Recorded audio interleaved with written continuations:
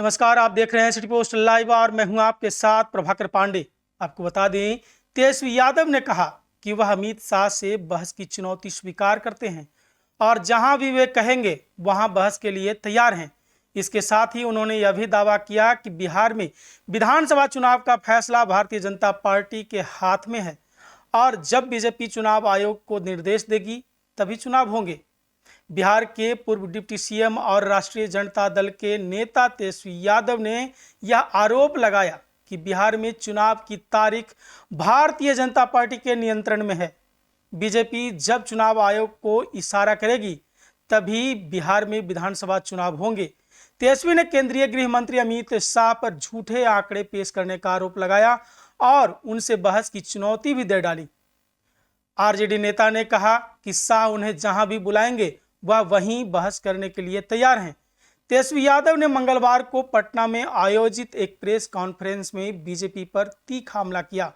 उन्होंने दावा किया कि जिन्होंने पिछले 20 वर्षों तक बिहार में शोषण किया, इस बार बिहार के लोग उन्हें सबक सिखाएंगे और बदलाव लाएंगे। अमित शाह के हालिया दौरे पर तंज कसते हुए उन्होंने कहा कि दिल्ली चुनाव के बाद उन्होंने कहा था कि बीजेपी अपने सारे केंद्रीय मंत्रियों और ताकतों को बिहार में उतार देगी और शाह का बिहार दौरा उसी की कड़ी है।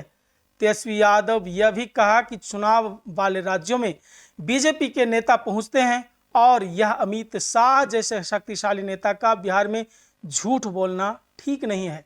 उन्होंने कहा कि शाह को झूठ बोलने की आदत छोड़नी चाहिए और बिहार में सौतेला व्यवहार करना बंद करना चाहिए।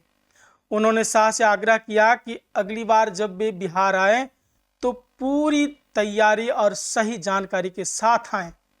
तेजस्वी यादव ने पिछले 20 सालों में एनसीआरबी यानी राष्ट्रीय अपराध रिकॉर्ड ब्यूरो के आंकड़ों का हवाला देते हुए बिहार में अपराध की स्थिति पर बात की और महागठबंधन सरकार के 17 महीने के कार्यकाल के दौरान अपनी उपलब्धियों को बताया।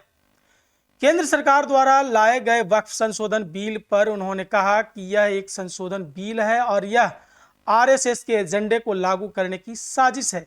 मुख्यमंत्री नीतीश कुमार के बारे में बोलते हुए तेजस्वी ने कहा कि उन्होंने उनके साथ काम किया है और उनकी स्थिति को देखकर यह चिंतित हैं।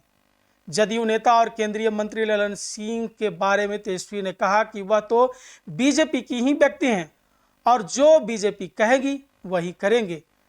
तो फिलहाल इस खबरों में बस इतना ही। आगे की खबरों के लिए देखते रहिए सिटी पोस्ट लाइव। धन्यवाद।